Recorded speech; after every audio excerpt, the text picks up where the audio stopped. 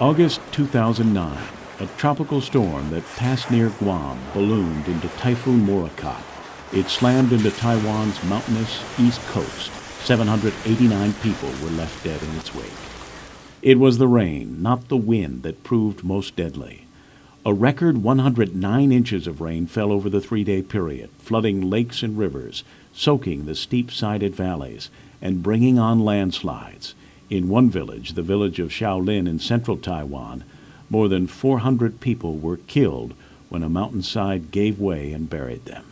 That is, climate change we found to be closely related, linked to extreme precipitation. We found large changes in extreme precipitation, and especially at low latitude. Dr. Shaw Liu of Taiwan's most prestigious think tank, Academia Sinica. He leads the Research Center on Environmental Change, and he points out that it's not the frequency of rainfall, but the intensity that has increased dramatically in recent years. 50 years ago, very rarely can it happen. By now, the frequency of happening compared to 50 years ago increased by factor more than 3. Although we cannot say Morakot is caused by global warming, but we can say with global warming, it's a probability of occurrence is increased by a big factor.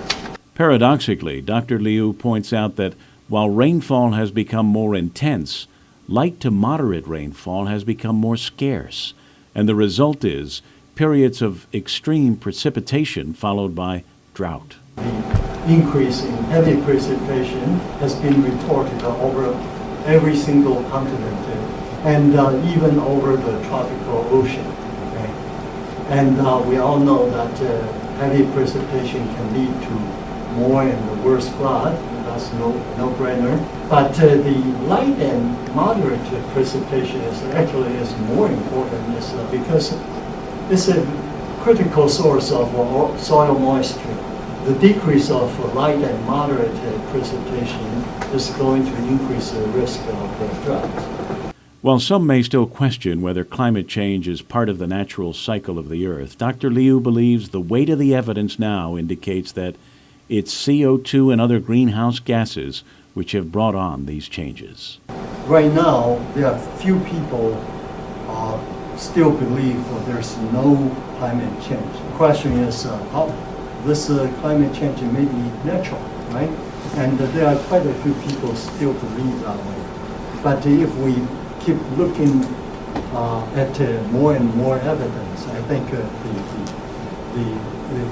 the evidence is quite clear. Greenhouse gases. The annual per capita carbon emission in Taiwan is about 12 tons. That's roughly 3 times the 4-ton limit that scientists have determined will slow the pace of global warming. But Dr. Liu has little confidence that Taiwan or any other nation will achieve that goal on their own.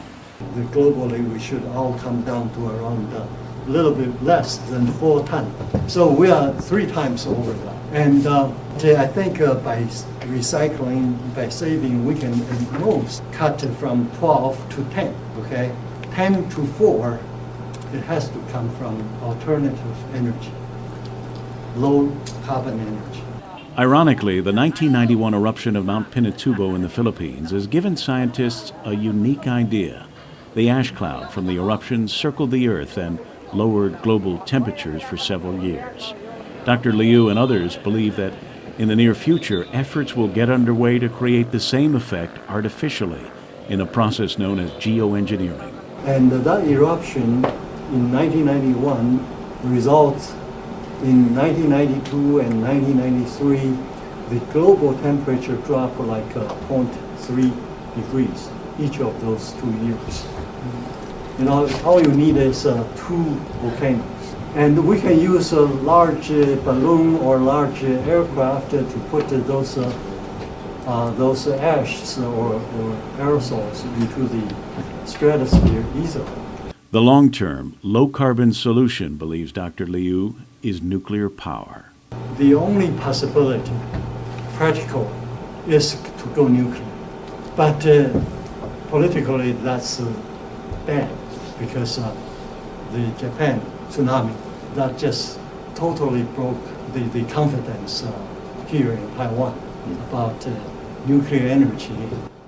Despite Fukushima, you would still recommend nuclear? Yes. Kevin Kerrigan, PNC News.